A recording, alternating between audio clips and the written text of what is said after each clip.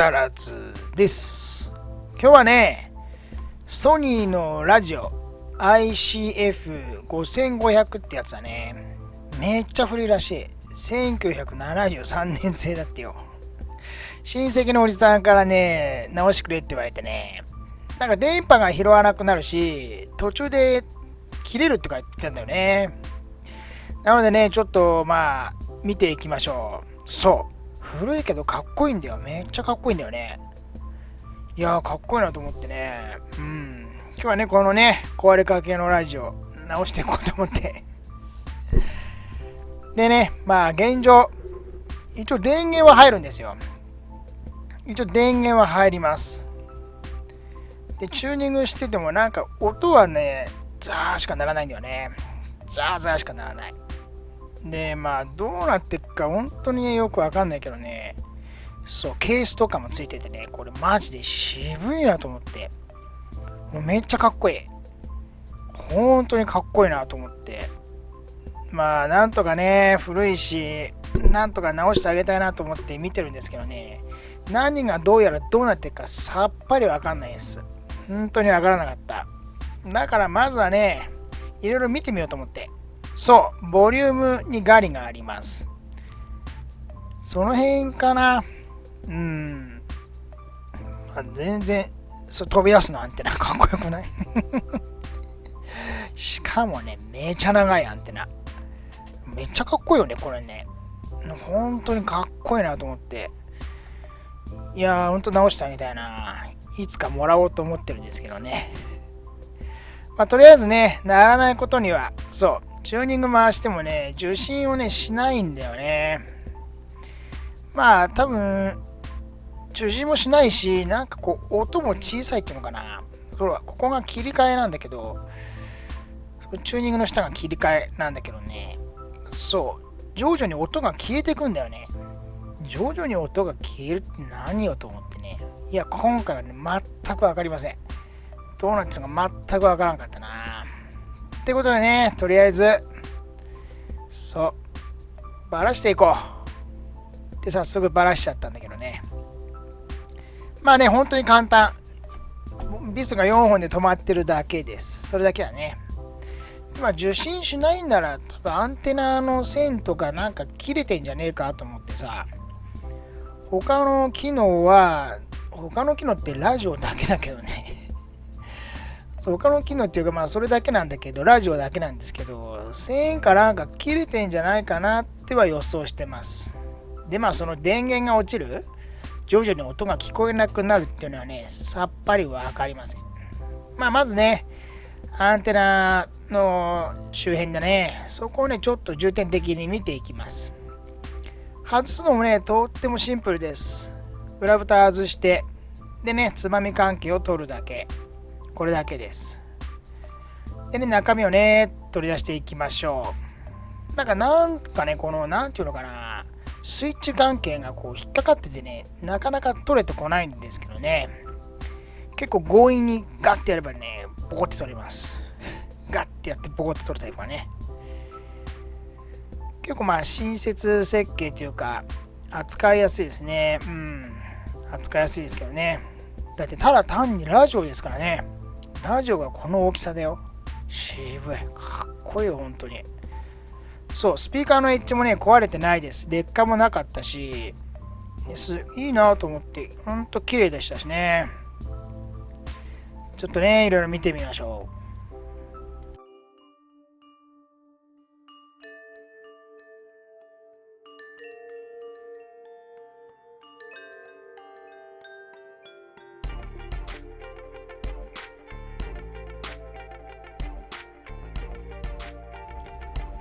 そう、皆さん見えました？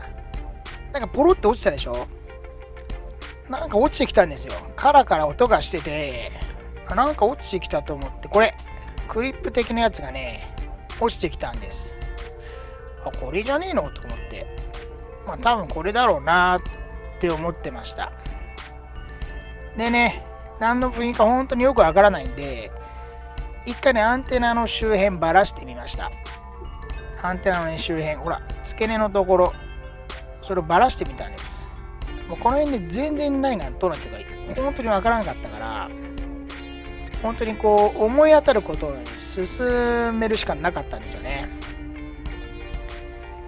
でまあこれどこにつくのみたいな思ったんだけどね、溝が掘ってあって、そうはまったの、偶然に。これここじゃんと思って、ほら。でクリップで挟めて、なんていうかな、あそこ銅板が巻いてあるんですけど、それでまあアンテナをこう締めてあげる。そしてこのアンテナをこう伸ばすことによって受信してあげるってことになってるんだと思います。その銅板を締め付けることができなくて、だからね、多分電波を受信できなかったんですよ。まあ簡単じゃんと思ってね、多分これはね、これでなるなと思ってたんです。完全にこれになると思ってたんですよ。でね、アンテナ、先っぽはね、一回この分解してましたから、付け根だけにそのクリップがついてあったんで、それがね、多分外れてるだけだったと思うんでね。で、ちょっと見てみましょう。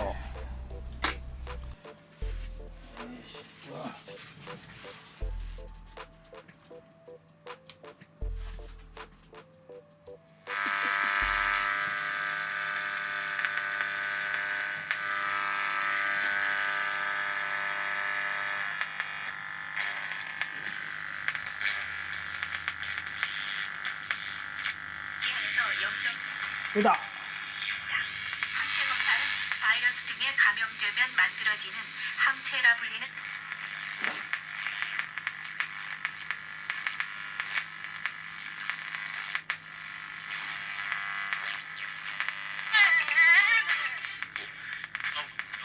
실습생 등에 한해 유명 이단 하수는 상호 이익을 포용하는 방역.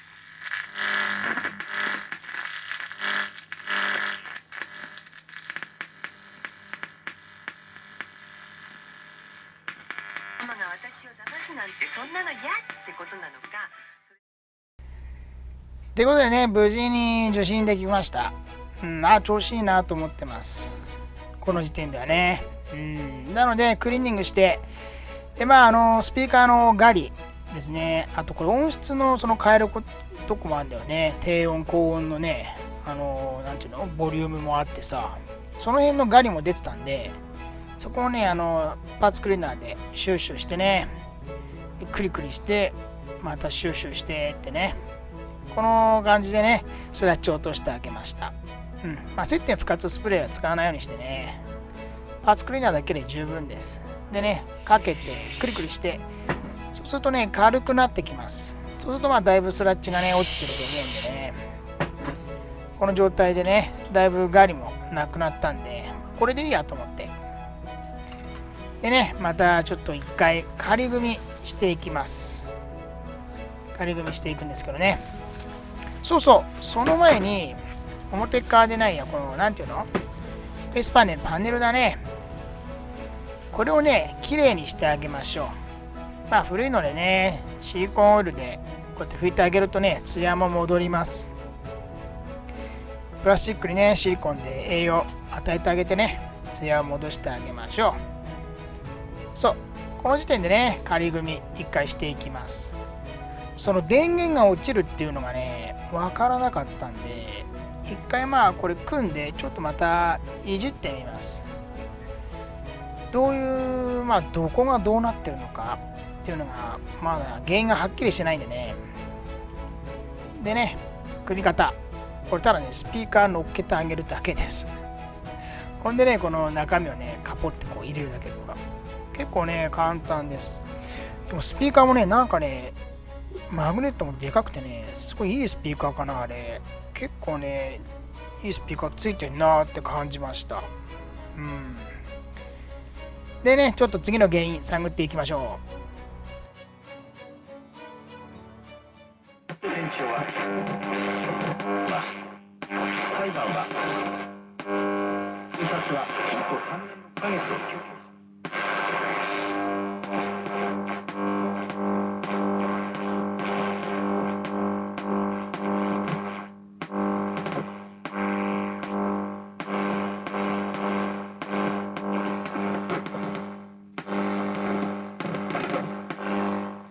う。そう、こういう感じ。わかります？一回ザザザってなって、またスーンと消えるんだよね。でまたザザザってなってスーンと消えるんだよね。なんだろうと思って、どうなってんのと思って、受信してもね、いい時はずーっと鳴るんですけどね、ダメな時はスーンってなるんですよ。どうなってんだろうと思って。でね、あちこち触りました。でたまたま見つけたっていうか、たまたまね、このほら、ここ見てください。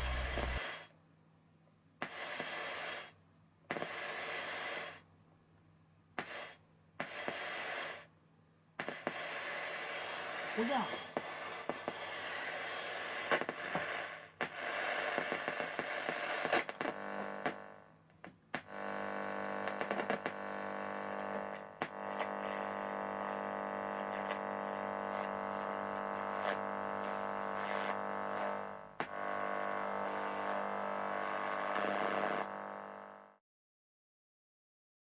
そう、AMFF の、FF だって。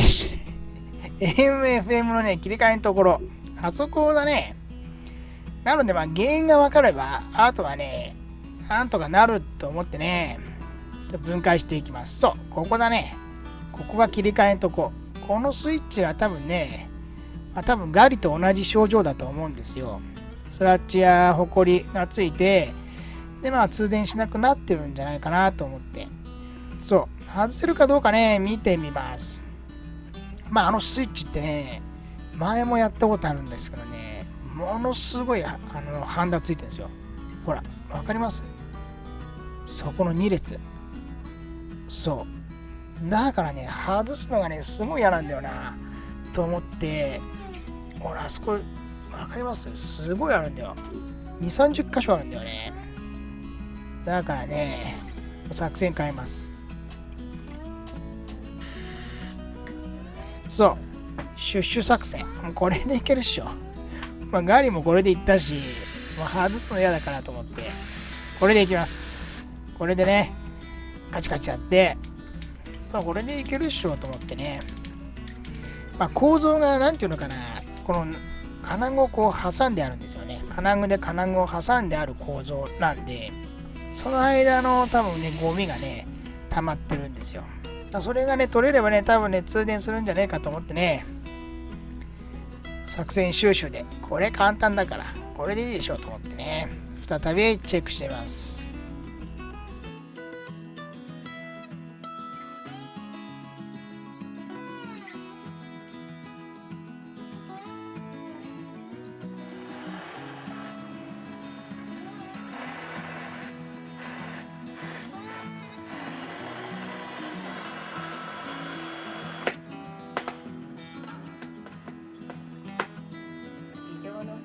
そう、この後ね、全然良くならなくてね、で、パーツクリーナー乾いた頃にはね、さらにひどくなってました。結局、あれ、ばらさなきゃダメなんですよ。そう、ここの箇所、まるで囲うんですけど、この箇所ね、この2列のハンダをね、全部取ります。これほんとめんどいんだよな。そう。多いし地味だしね、細かいし、しかもね、ハンダ吸い取り機が安いやつだからさ、ハンダ持っても安いやつだしさ、やっぱね、道具欲しいな。でね、ハンダ吸い取り機がね、細かすぎて使えないから、もうね、ハンダ吸い取り線で綺麗に取りました。ほら、除去完了です。いや、本当にハンダ吸い取り機マジで欲しいわ。高いやつあるじゃないですか、電気でね、ブブブブブってなるやつ。あれめっちゃ欲しいってね、この時心底思いました。そう思いながらね、切り替えスイッチ、この中をね、分解していきましょう。で、向きとかあるので、それね、こう、しっかり覚えておいてください。このままね、ばらしちゃうと、あれ、こっち、どっちだったっけみたいなりますから。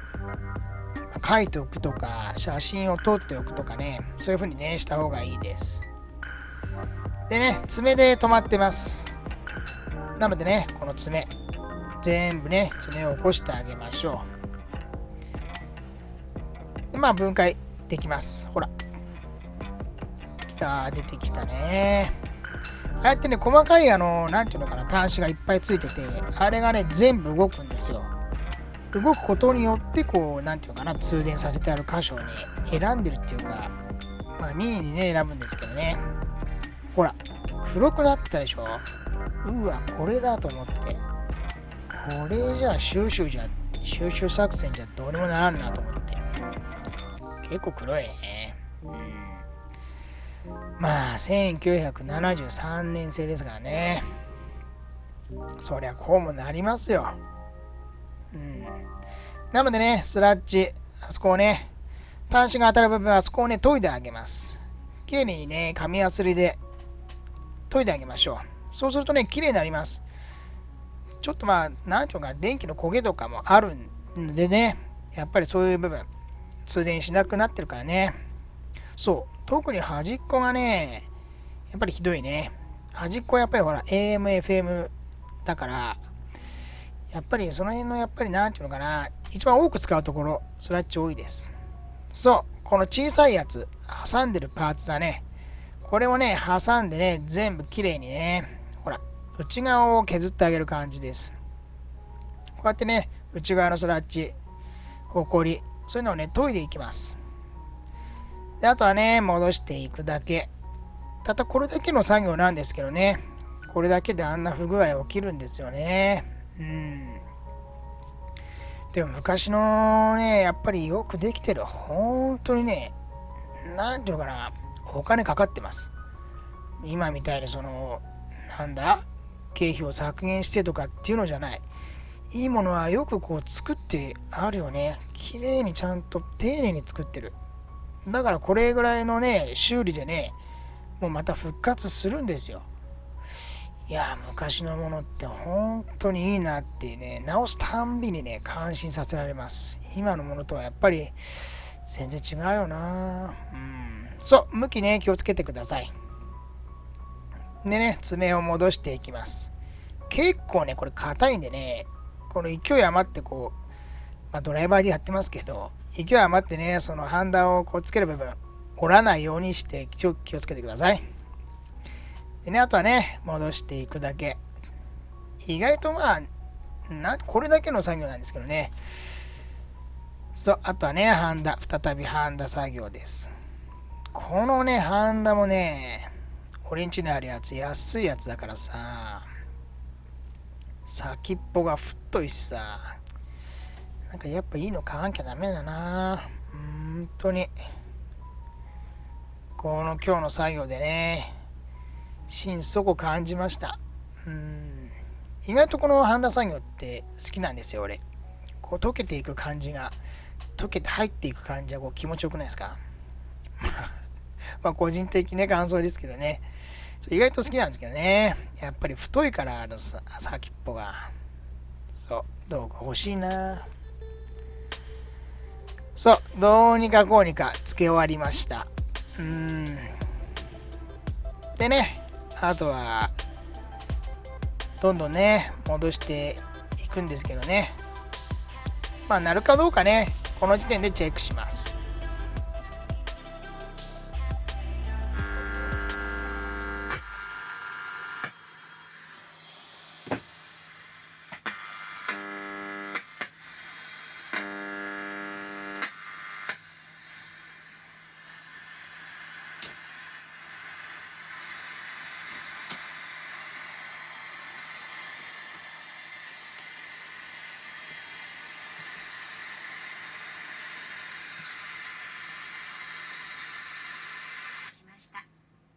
やっいつも番たぜ。組を楽しく拝聴しております。ここしばらくの間、重苦しい。貫いていきましょう。そんな今日の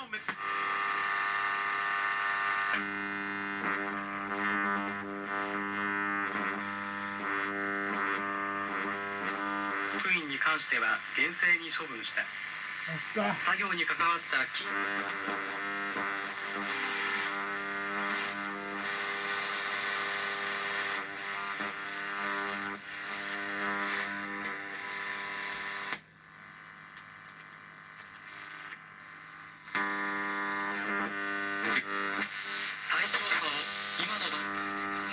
ければ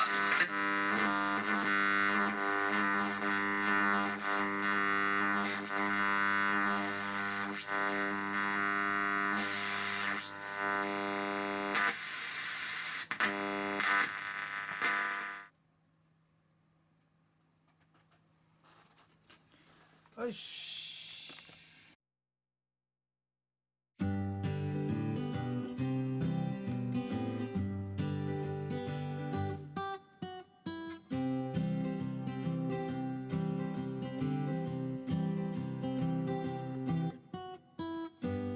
ってことでね、無事に治りました。なんかね、すごく気分がいいこの修理でした。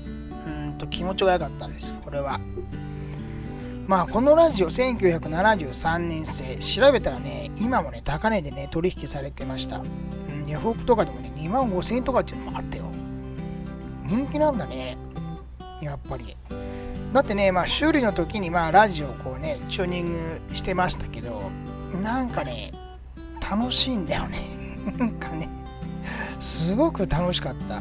ラジオって結構ね、ラジオこういうのでね聞く人って多いらしいんですよ。なんか多いみたいで、そのなんか楽しさっていうのがね、なんかこう分かるような気がしました。本当になんかね、いいなこれと思いましたもん。だからね、ちょっとおじさんにいらなくなったらもらおうと思って。かっこいいですよね、古くて。何年前だ ?47 年とか、そんな前か。1973年製だと。そうだよね。47年前だよ。それがね、まだこうやって使えるんです。ちょっとの修理でね、あれだけの修理でこう使えるんですよ。素晴らしいなって。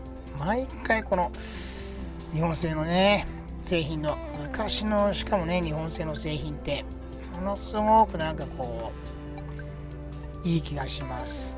よくできてる。なんていうかな、しっかり作ってあるっていうのかな。今みたいにねコストダウンしてこのパーツは安いの使ってとかではなくてね、なんか本当にしっかりとね作られてます。いいですね。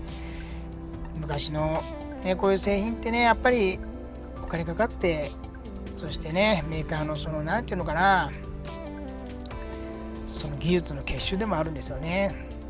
素晴らしい、またラジオでした。まあラジオだけなんだけどね、なんか音にもこだわってるらしいですよ、あれ。そういうね機種らしいです。この音にもねこだわった機種でもラジオだけなんかいいじゃないですか、そういうのって。今のものにはないその一つだけにこうね突出して、それをこう突き詰めていくみたいな、なんかねものすごくこの持ってたら愛着湧く一品だなと思いました。ってことでね、今回は無事に治りましたけど、やっぱりね道具だね、感じました。そしてねちょっとラジオにはまった気がします。ということでね、今回は気持ちいい作業、そして日本製品のまた素晴らしいねところをね見つけた、そんな回でした。今回もねご視聴ありがとうございます。次の動画も楽しみにしておいてください。ご視聴ありがとうございました。